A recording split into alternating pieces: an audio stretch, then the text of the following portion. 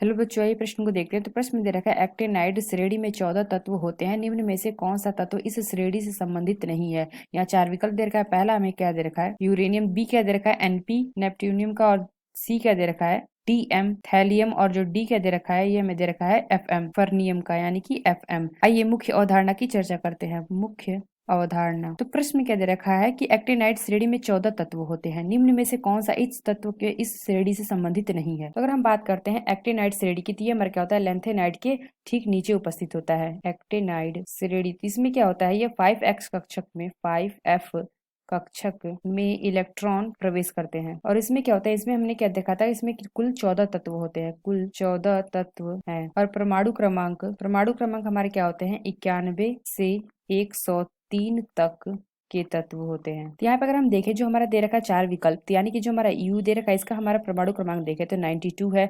NP देखे तो NP का हमारा कितना है, ये हमारा दे रखा है 93 होता है इसका। अगर हम टीएम का देखें तो ये हमारा क्या होता है 69।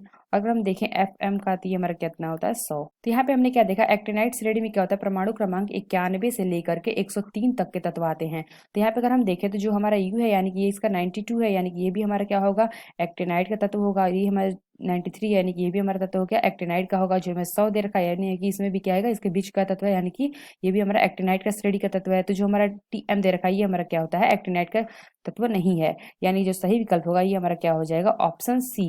तो आशा करते हैं आपको समझ में आया होगा। धन्यवाद।